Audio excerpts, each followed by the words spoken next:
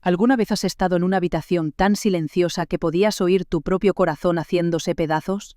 Pues ahí estaba yo, en el despacho estéril de un abogado, un lugar que olía a cera de limón y a papel antiguo, cuando mi nuera, Rebeca, se puso en pie. Se alisó una arruga inexistente en su impecable traje negro y con el mismo tono cortés que habría usado para pedir un café, anunció que me dejaba fuera de la herencia de $52 millones de mi marido, Patrick. Así, sin más.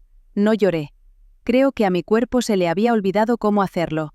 Simplemente me quedé allí, paralizada, mientras mi mente repetía en bucle los últimos 6 meses, limpiándole el sudor de la frente, ayudándole a caminar de la cama al sillón, leyéndole en voz alta hasta quedarme afónica.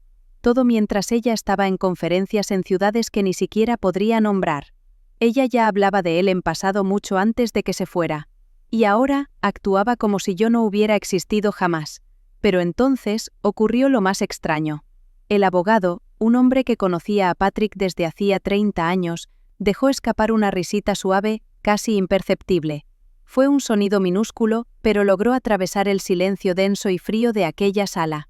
Y algo dentro de mí cambió. Fue la primera pista de que mi Patrick, mi maravilloso e inteligente marido, había ocultado algo antes de morir. Y en ese instante, sentí como si estuviera a punto de hablarme desde el más allá. Los últimos invitados al funeral por fin se habían marchado, los faros de sus coches rasgaban el crepúsculo del jardín. Dejaron atrás un desorden de sillas plegables y tazas de café a medio llenar, frías desde hacía tiempo. Y también ese aroma dulce y empalagoso de los lirios, que flotaba en el aire como un sudario. Nadie, ni siquiera Rebeca, pensó en preguntarme si necesitaba que me llevaran a casa después de la despedida de mi propio marido. Ella lo había organizado todo, por supuesto. Cada flor, cada fotografía en la presentación, cada momento de sombría reflexión perfectamente cronometrado, todo era creación suya. Era impecable, de una manera que se sentía como una intrusión, fría y ensayada, como el acto final de una obra de teatro a la que no me habían invitado. Patrick lo habría odiado. Él siempre decía que los funerales debían ser caóticos, llenos de llantos ruidosos y chistes malos. Creía que debían sentirse reales. Esto, en cambio, pareció una actuación. Cuando por fin volví a entrar en la casa que habíamos compartido durante 43 años, el silencio era ensordecedor. Rebeca estaba en la mesa del comedor, de espaldas a mí, apilando papeles en carpetas pulcras. Se movía como una máquina. Pura eficiencia. Cero corazón. Carraspeé, un sonido leve, pero ni siquiera levantó la vista. Avanzaremos con el proceso legal la semana que viene, dijo con voz seca y distante. Lo he organizado todo con el bufete. Ni una mención a mí, ninguna pregunta sobre lo que yo podría querer, ni un solo reconocimiento al hecho de que yo había dormido en un sillón junto a la cama del hospital durante meses. Quería creer que era el duelo lo que la volvía tan fría, pero entonces se giró y me entregó una pequeña caja de terciopelo. Me pidió que te diera esto, dijo con una sonrisa que nunca llegó a reflejarse en sus ojos. Dentro había un alfiler de corbata. Un simple alfiler de plata, ni siquiera uno de sus favoritos. No había nota, ni carta, nada. Patrick, que llenaba diarios con sus pensamientos y me dejaba notas de amor en la encimera de la cocina, había quedado reducido a esto, una fría pieza de metal. Esa noche, sentada en la cocina con una taza de té que no recordaba haberme preparado, sentí un escalofrío que no tenía nada que ver con el aire de finales de otoño. La casa aún olía a su loción de afeitar. Sus libros seguían apilados en el pasillo, pero por primera vez me sentí como una extraña en el hogar que habíamos construido juntos. Era como si mi nombre hubiera sido borrado silenciosamente de cada habitación, y apenas empezaba a darme cuenta de que yo era la única a la que no le habían dado el nuevo guión. ¿Alguna vez has mirado a tu alrededor, en tu propia casa, y te has sentido completamente perdida? Ese es el sentimiento que se me caló hasta los huesos esa noche, y era solo el principio. La invitación a la reunión sobre la herencia llegó por correo electrónico, enviado por la asistente de Rebeca. El asunto era frío, clínico. Reunión programada. Administración del patrimonio. Ni un «espero que estés bien», ni una palabra amable. Solo una hora y un lugar. Como una cita con el dentista. Llegué 5 minutos tarde esa mañana. El tráfico era insufrible, pero la verdad es que había tenido que parar el coche 2 veces, con las manos temblando sobre el volante, preguntándome si debería siquiera ir. El despacho estaba en el piso 30, un lugar elegante y moderno que olía a eucalipto y a dinero. Una joven me lanzó una mirada que decía claramente que yo no pintaba nada allí, y me condujo a una sala de conferencias donde 7 personas con trajes oscuros se sentaban alrededor de una larga mesa pulida. Rebeca estaba en la cabecera, con la mirada fija en una pila de carpetas. No se levantó, no dijo mi nombre. Se limitó a señalar con un leve gesto de cabeza la única silla vacía al fondo de la mesa, lejos de todo y de todos. Me senté con las manos cruzadas en el regazo, la única persona sin bolígrafo. «Como albacea del patrimonio», comenzó Rebeca con voz afilada, «voy a guiarles a través de la distribución de activos». Lo repasó todo: acciones, fondos fiduciarios, propiedades, una bodega en la que Patrick había invertido, y entonces soltó la bomba. 6 meses atrás, Patrick le había transferido el control principal del fondo fiduciario familiar a ella. Sentí que me faltaba el aire. No era posible. Yo había gestionado ese fondo con él durante 20 años. Me lo habría dicho. Lo habría hablado conmigo durante la cena. Pero Rebeca siguió leyendo. Su voz era un zumbido monótono, enumerando asignaciones como si fueran un inventario. Mi nombre no se mencionó ni una vez. Finalmente, uno de los abogados preguntó: ¿y la parte de la señora Sloane? Rebeca apenas levantó la vista de sus papeles. No quedan distribuciones asignadas a ella según la documentación actual. Las palabras quedaron suspendidas en el aire. Así, sin más, me habían borrado. No era una viuda. Ni siquiera era una partida en el presupuesto. No era nada. Cuando todo terminó, salí de allí sin decir palabra, mientras el aire frío de la ciudad me golpeaba las mejillas como una bofetada. Rebeca no solo había reclamado el dinero de mi marido, había reclamado nuestra historia, nuestra vida, nuestro relato, y lo había hecho tan silenciosamente que nadie había pensado en cuestionarlo. Esa tarde no encendí las luces. Me quedé sentada en el estudio de Patrick mientras el sol se ponía, con el silencio de la casa oprimiéndome. Su bastón seguía apoyado junto a la puerta trasera, justo donde lo había dejado después de su última cita de quimioterapia. No fui capaz de moverlo. Más tarde, casi sin pensar, mis manos fueron al tajón de su escritorio. Chirrió, el mismo sonido familiar de siempre. Él solía decir que necesitaba aceite, pero a mí me encantaba ese sonido. Significaba que estaba en casa. Dentro, debajo de viejos recibos y su lápiz favorito, la encontré. Una pequeña carpeta de manila sin etiqueta. Mi corazón empezó a latir un poco más rápido mientras la abría. Había 3 hojas de papel dentro. La primera era una nota manuscrita de Patrick. Su caligrafía era temblorosa, pero era inequívocamente suya. Rebeca quiere que actualice el testamento. Dice que es para mayor claridad. Creo que está siendo demasiado cuidadosa. Ha empezado a redactar papeles en mi nombre. Todavía no he firmado nada. No se lo he dicho a Marieta. Sé que haría las preguntas que me dan miedo. La leí una y otra vez. Había tenido dudas. Había intuido que algo iba mal, pero no me lo había dicho. Quizás para protegerme. La segunda página era la fotocopia de un testamento que yo nunca había visto, con notas manuscritas en los márgenes. Mi nombre estaba allí, en una frase que decía: «Dejo mis bienes personales a mi esposa, Marieta Sloane».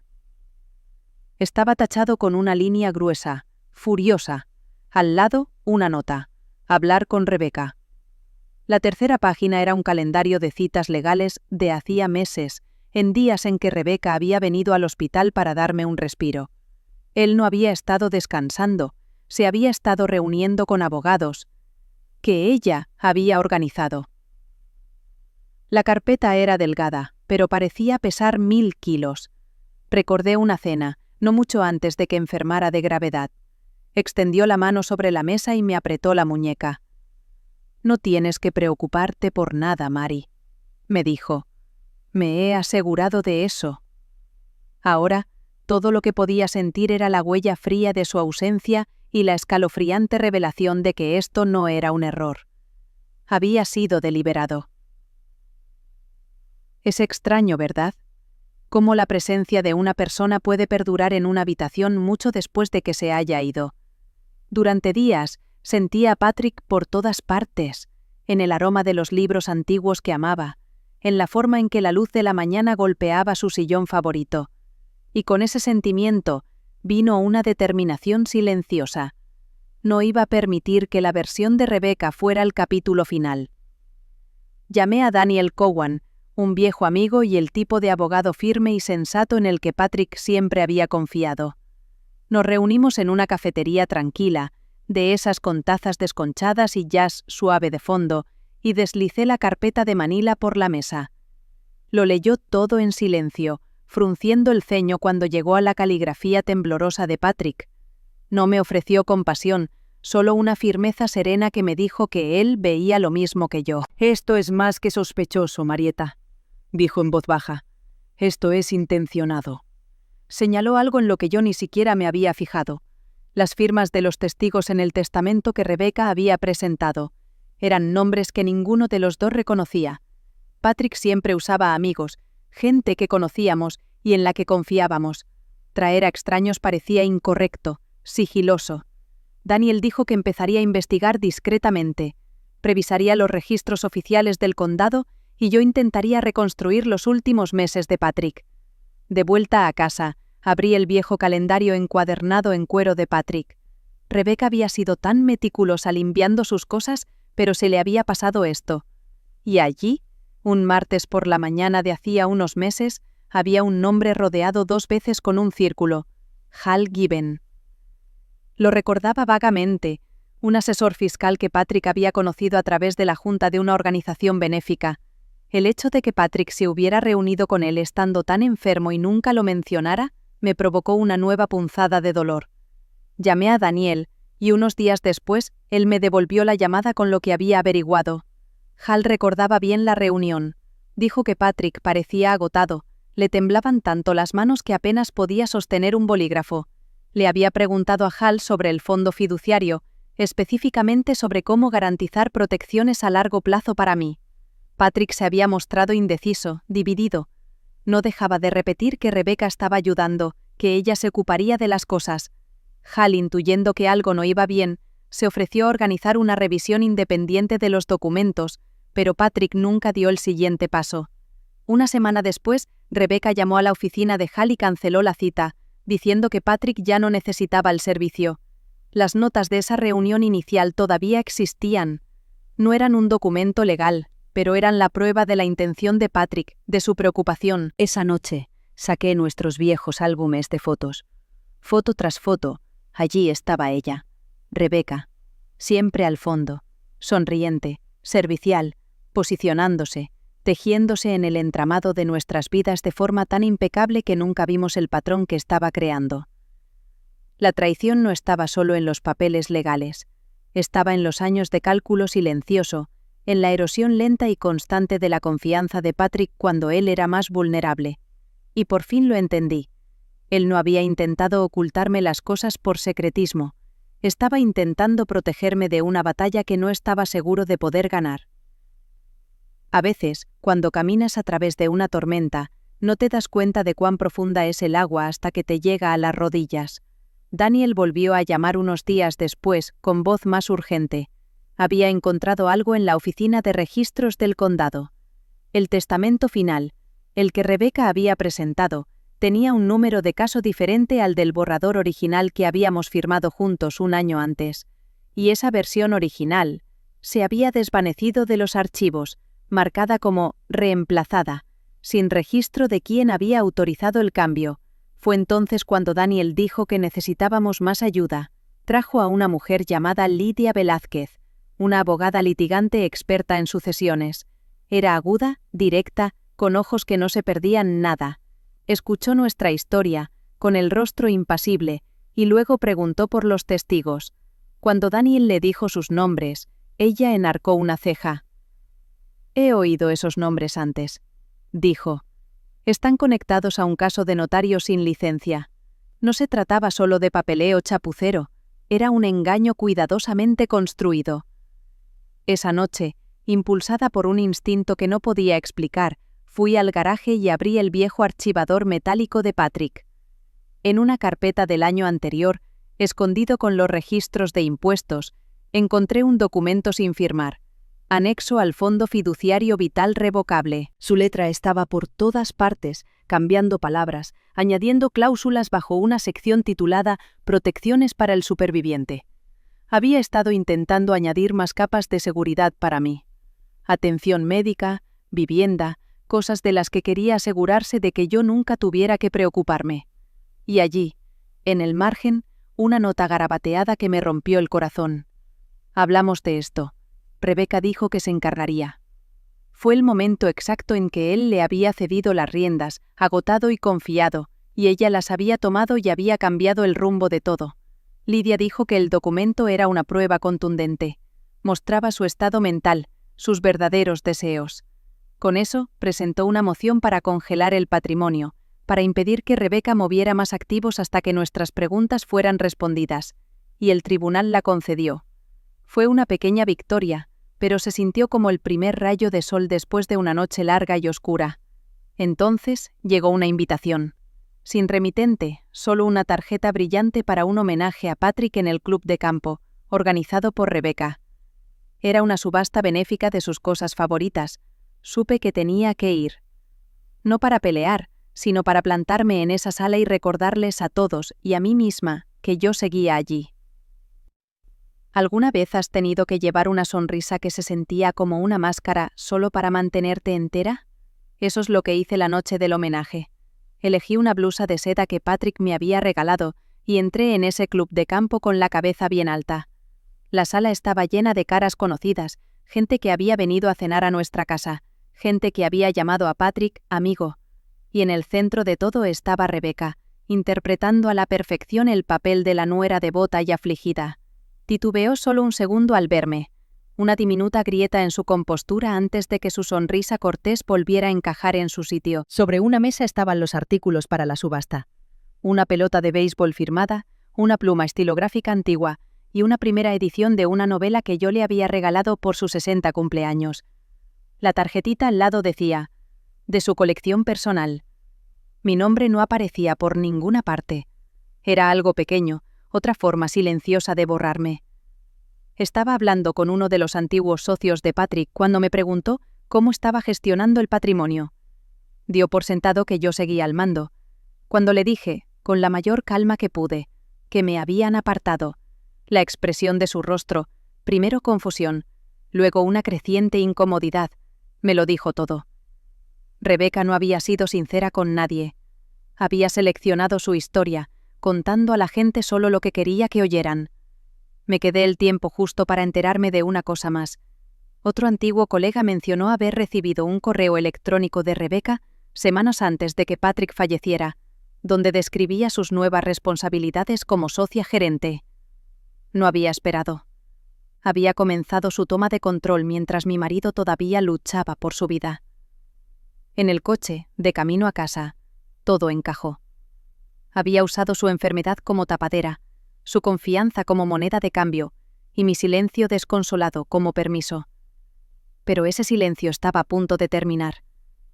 A la mañana siguiente, le di a Lidia todo lo que había averiguado. Ella se recostó en su silla, con una mirada reflexiva. «Esto ya es más que una disputa financiera», dijo. «Esto apunta a premeditación, y eso lo cambia todo». En el momento en que Lidia presentó la moción oficial para impugnar el testamento, sentí como si el mundo girara sobre su eje. Ya no estábamos solo haciendo preguntas, estábamos exigiendo respuestas. Alegamos influencia indebida y posible fraude, y el tribunal aceptó una audiencia preliminar.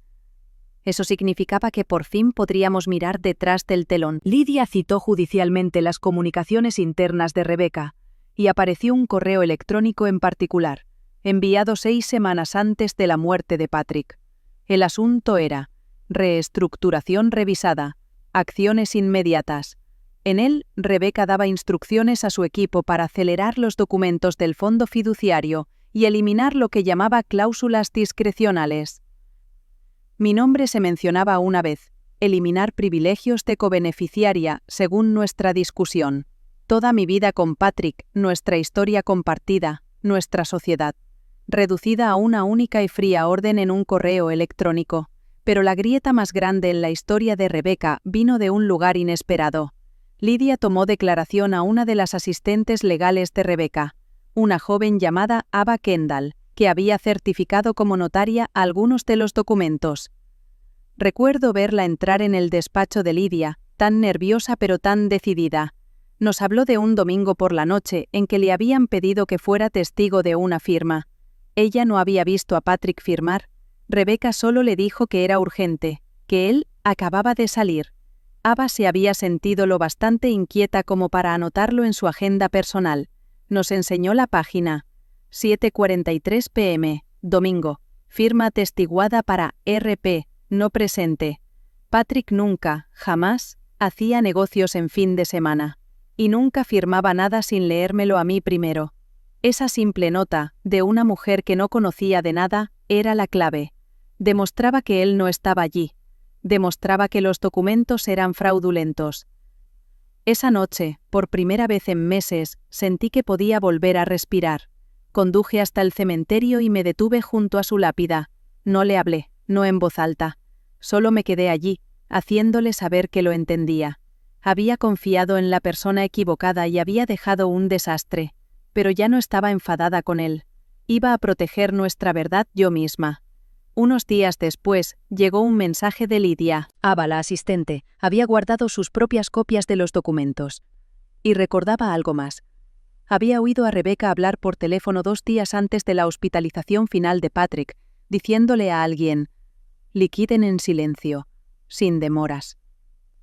Rebecca no solo había reescrito el testamento, había estado planeando vaciar las cuentas antes de que nadie tuviera la oportunidad de cuestionarlo. La pieza final del rompecabezas no fue un documento, ni un testigo. Fue una actuación. Rebecca, creyéndose intocable, convocó una reunión oficial de la junta de la fundación que Patrick y yo habíamos construido juntos. El orden del día era finalizar la transferencia de su autoridad ejecutiva. Era una invitación a mi propia ejecución. Una exigencia de que me sentara y viera cómo se quedaba con lo último que realmente representaba el trabajo de nuestra vida. Y supe, con una certeza que se asentó en lo más profundo de mi alma, que tenía que estar allí. Una cosa es que te digan que te han borrado y otra muy distinta que te pidan que asistas a la ceremonia que lo celebra. La oficina de la fundación era una elegante caja de cristal, fría e impersonal. Cuando entré en la sala de conferencias, las sonrisas educadas que recibí se sintieron como diminutos cortes de papel. Estaban todos allí, hombres y mujeres que habían compartido nuestra mesa, que me habían llamado amiga. Y en la cabecera de la larga mesa estaba sentada Rebecca, la viva imagen del poder tranquilo y confiado. La reunión comenzó con asuntos rutinarios, pero podía sentir la tensión en la sala. Entonces llegaron al último punto del orden del día, la transición de la supervisión ejecutiva. Rebecca comenzó un discurso bien ensayado sobre la continuidad y el honor a la visión de Patrick. Entonces hizo algo audaz. Me miró directamente y me dio las gracias por ayudar a sentar las bases en los primeros años. «Y ahora», dijo, con voz suave como la seda, «con tu venia, yo lo llevo adelante». Con mi venia, como si yo le hubiera entregado voluntariamente las llaves de nuestro reino, como si me hubiera retirado. No dije ni una palabra, me quedé sentada, con el corazón latiendo a un ritmo firme y tranquilo. Entonces, metí la mano en el bolso y saqué un simple sobre blanco. No me levanté, no alcé la voz, simplemente se lo pasé en silencio al hombre sentado a mi lado, uno de los amigos más antiguos de Patrick. Parecía confundido, pero lo tomó. Dentro había una copia de la declaración firmada de Ava, un resumen del informe legal de Lydia y la página de nuestro acuerdo fiduciario original que mostraba dónde Rebecca había tachado mi nombre. Lo leyó, palideciendo ligeramente, y lo pasó. El sobre fue pasando alrededor de la mesa, un mensajero silencioso de la verdad. Pude ver cómo la sonrisa de Rebecca se tensaba, cómo su compostura empezaba a deshilacharse por los bordes mientras el silencioso susurro del papel llenaba la sala. Cuando la última persona lo leyó, me levanté lentamente. «Gracias por la invitación», dije, con voz firme y clara. «Mi abogada se pondrá en contacto si alguien aquí requiere alguna aclaración». Y entonces me di la vuelta y me fui. No corrí, no lo necesitaba. En esa sala silenciosa, la verdad por fin había hablado más alto que cualquier mentira que ella pudiera contar. Los días que siguieron fueron los más silenciosos que había conocido en mucho tiempo. Era esa quietud que llega después de que pasa la tormenta, cuando el aire está limpio y por fin puedes volver a ver el cielo. La Junta de la Fundación pospuso inmediatamente la votación. Se inició una revisión interna. Entonces, un domingo por la tarde, Lidia llamó. Los abogados de Rebeca se habían puesto en contacto. Se retiraba de su puesto en la fundación y ya no impugnaría nuestra investigación sobre el fondo fiduciario. No hubo disculpas ni admisión de culpa, solo una fría declaración sobre proteger la reputación de la fundación. No sentí una oleada de triunfo, solo sentí alivio, como si por fin me hubieran quitado un pesado abrigo que no sabía que llevaba puesto. Unos días después, en un cajón que no había abierto en años, encontré otro sobre. Era un testamento que Patrick había escrito un año antes de enfermar, uno que yo ni siquiera sabía que existía. Estaba lleno de sus notas, sus esperanzas y sus instrucciones inquebrantables sobre mi papel como su socia de por vida en todo lo que construimos. Terminaba con una línea que me hizo llorar. «La familia no va de apellidos», escribió. «Va de estar al lado del otro en silencio, cuando nadie está mirando». Él había sabido, incluso entonces, lo que realmente importaba. Y había intentado, a su manera, asegurarse de que estuviera protegido. La primavera llegó lentamente ese año, trayendo consigo una sensación de suave renovación. La fundación, ahora dirigida por un comité de los antiguos colegas de confianza de Patrick, me invitó a su almuerzo anual de donantes. No estaba segura de querer ir, pero algo me dijo que debía hacerlo.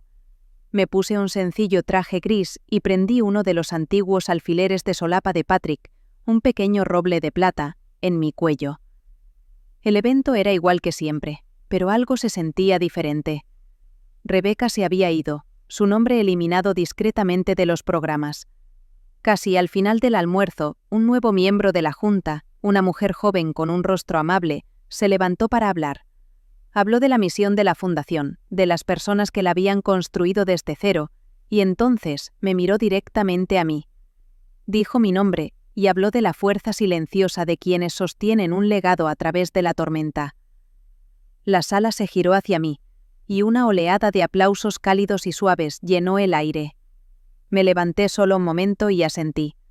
No se trataba de vindicación, se trataba de reconocimiento.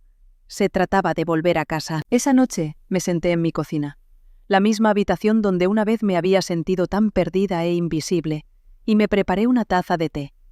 Salí al porche trasero y miré el vasto cielo abierto. No había buscado venganza, no había quemado nada. Simplemente me había negado a desaparecer. Había reclamado mi lugar, no con ira, sino con verdad. No era una mujer borrada, estaba completa. Y por fin estaba en paz, en casa, dentro de mi propia historia. Si alguna vez has tenido que luchar, no con voz fuerte, sino con un corazón firme y silencioso para reclamar tu propia historia, espero que sepas que no estás sola. A veces, las victorias más poderosas son las que ocurren en el silencio, cuando simplemente nos negamos a que reescriban nuestra verdad. Gracias por acompañarme en este viaje.